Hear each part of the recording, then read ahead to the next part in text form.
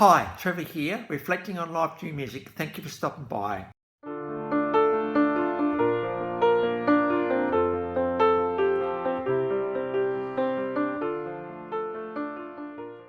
Well, coming again today, you're very, very welcome. I trust you enjoyed my last video on Joe Jackson, and through his song Stepping Out, we looked at that very thing, taking a step. So I trust you found that one encouraging.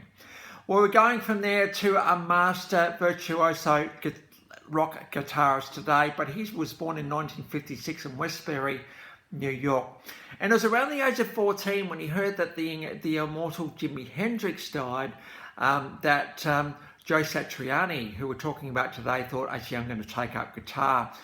He did study under a very, very technically proficient musician, which very much informed Joe Satriani's style going forward. And after that lesson, she did start teaching, including such greats as Steve Vai, and also influenced over in Berkeley bands such as Metallica and the Counting Crows. So this guy was really and truly not just developing his own style, but influential with other bands. I mean, Metallica are absolutely massive. 1986, out came the album Not on This Earth, and it was around that time because Joe was actually feeling the financial pinch just a little bit. He was asked to join the Greg Kihn band, and they kind of helped him pay off the credit card debt, which was pretty cool. And he was also involved in the self-titled album for Crowded House over in Australia, and in Australia we love Crowded House, absolutely Australian music royalty. 1987, out came Surfing with the Alien. Now this is a very big album for Joe.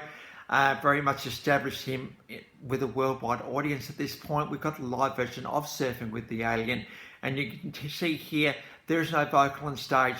The guitar is the vocal, and I think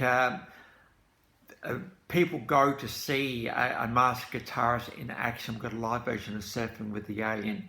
Into 1988, Mick Jagger decided to have a worldwide solo career. And who did he ask to play lead guitar? Joe Satriani. We've got a live version of Mick Jagger doing the typical Mick Jagger thing, and Honky Tonk Woman. Now, of course, that's a Rolling Stone classic, but I thought Mick's allowed to do some Rolling Stone songs as well. Joe Satriani's doing that iconic riff behind. 1992, The Extremists came out, and we've got slightly more lyrical, I suppose, solos from Joe Satriani, Friends, followed by Smash Boogie, bit of a TV version of that. Notice just the applause when his name is announced.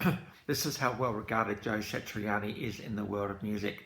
Into 1993, due to a spot, he did join Deep Purple for a while, and we got a live version of that concert, by the way. It goes for 50 minutes, so I'll let you decide how much of it you actually watch. But it's great to see that a band such as iconic as Deep Purple actually did get Joe to join them for a while. In 2008, he joined a band Chickenfoot. Now, we've got some Van Halen alumni. We've got the drummer from Red Hot Chili Peppers, and we've got a live version of HighwayStar.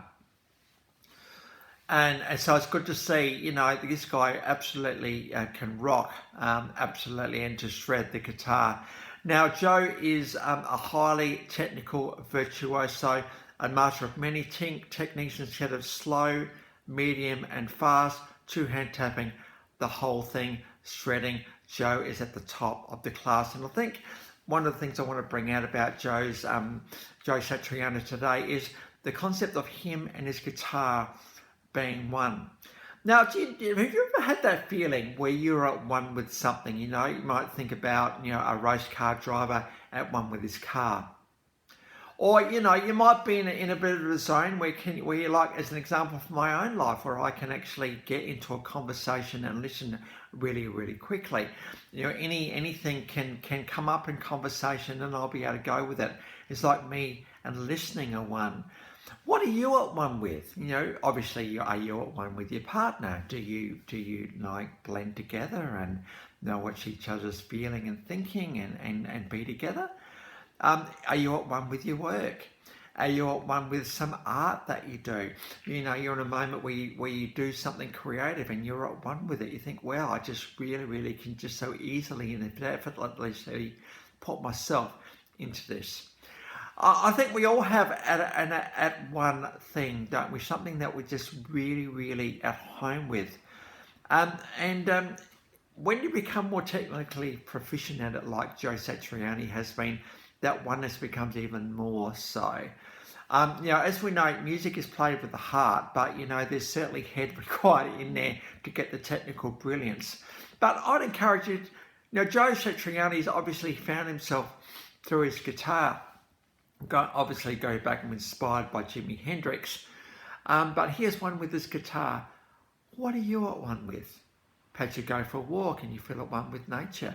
Perhaps you're out in your garden, you feel at one with your garden. We all have one of these things, I think. It could be that you just enjoy walking, and as you walk, you feel just at one with that. Whatever makes us feel good and what resonates with us, that's what we want to be at one with, don't we? So, as you consider Joe Satriani's story today, just think about, hey, what are you at one with? Absolutely. Between 1986 and 2022, he's had 18 studio albums.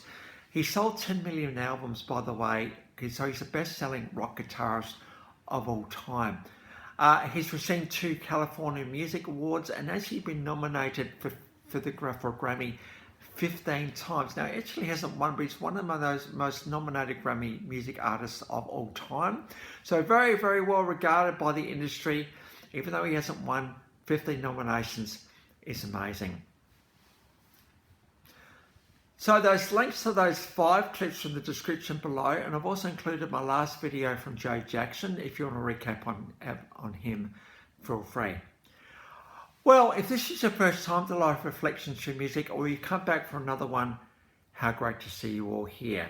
Well, next time we're going to go on to a request, Icelandic band Sigur Rós. So until then, I'll catch you around. Bye for now.